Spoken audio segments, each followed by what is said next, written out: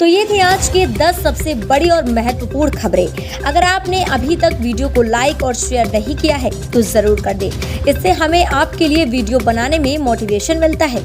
और आप न्यूज़ को कहां से देख रहे हैं हमें कमेंट के माध्यम से बताना ना भूलें।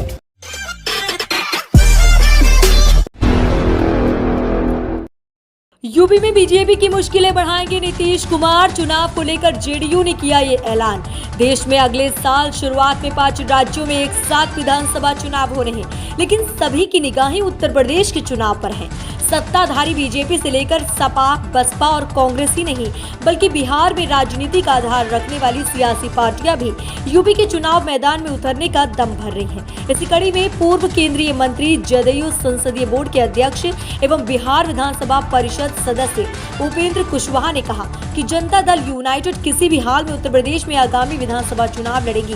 कुशवाहा ने साफ किया है कि हम केंद्र में और बिहार में एनडीए का हिस्सा हैं, इसलिए पहली कोशिश होगी कि विधानसभा चुनाव में भी एनडीए के बैनर तले चुनाव लड़े। अगर ऐसा नहीं होता है तो भी हमारी पार्टी चुनाव लड़ेगी।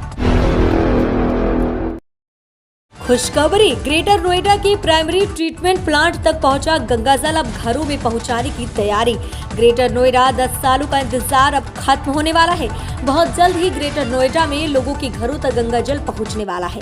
लोगों के घरों तक गंगाजल पहुंचाने की तैयारी अपने आखिरी चरण में पहुंच गई है। गुरुवार को अपर गंगा कैनाल से देहरा में बने प्राइमरी ट्रीटमेंट प्लांट तक गंगाजल पहुंच गया है। ग्रेटर नोएडा प्राधिकरण से सीओ नरेंद्र भूषण ने प्रोजेक्ट को हरी झंडी दिखाई। नए साल के मौके पर लोगों के घरों तक गंगाजल पहुंचाने का लक्ष्य रखा गया है। गर्मी से घरों में गंगाजल पहुंचाने का लक्ष्य, आपको बता दें कि जर्मनी एक संस्था के सहयोग से चल रहे गंगाजल की आपूर्ति का काम अंतिम पड़ाव पर है। आने वाले साल यानी 2022 में गर्मी से पहले लोगों को गंगाजल मिलने लगे। इस कार्य की नियमित समीक्षा ग्रेटर नोएडा अथॉरिटी के सीईओ नरेंद्र भूषण खुद कर रहे हैं। जौनपुर में एक ही सड़क का सांसद और मंत्री ने किया शिलान्यास, दावों की छिड़ी जंग। यूपी के जौनपुर में अजब गजब नजारा देखने को मिल रहा है। सड़क एक बनी है, लेकिन उस सड़क पर दो शिलापट लगे हुए हैं।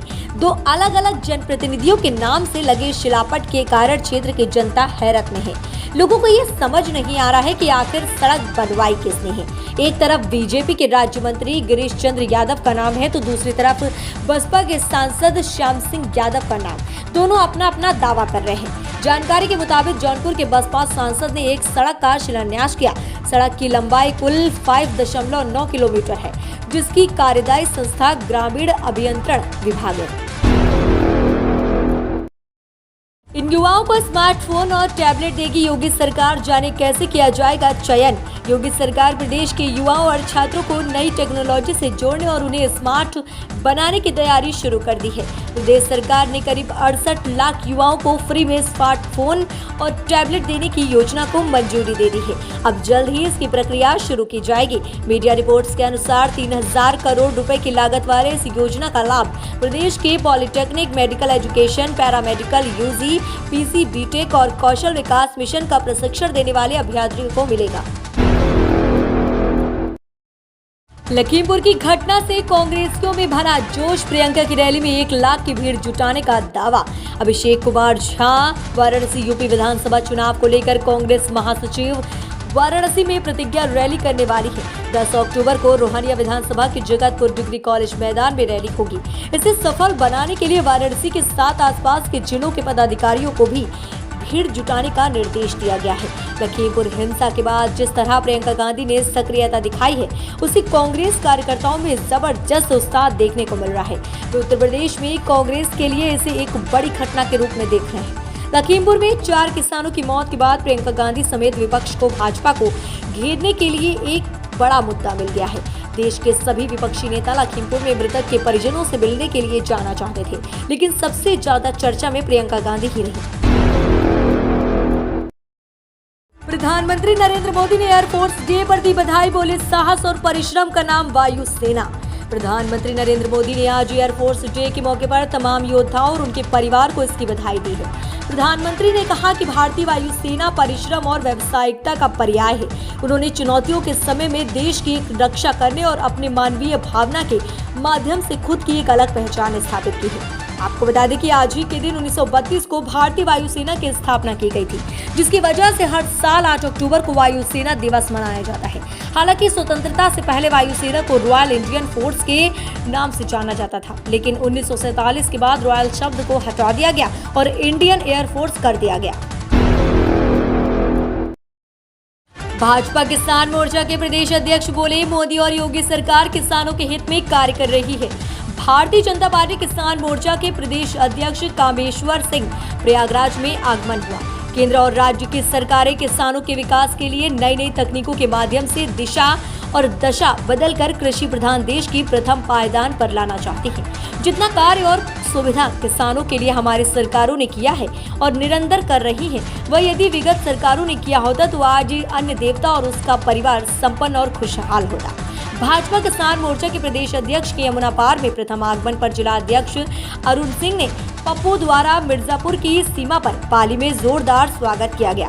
भाजपा किसान मोर्चा के प्रदेश अध्यक्ष कामेश्वर सिंह ने कहा कि किसानों को योजनाओं के बारे में कम जानकारी होने से भी इसका पूरा लाभ नहीं उठा पाते, इसलिए आप सब कार्यकर्ताओं को आम जनता तक किसानों की योजनाओं को पहुंचाना होगा।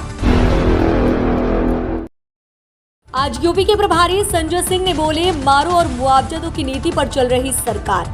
आम आदमी पार्टी के यूपी प्रभारी व राज्यसभा सदस्य संजय सिंह ने गुरुवार को फिर लखीमपुर खीरी की घटना को लेकर राज्य सरकार को कटघरे में खड़ा कर दिया।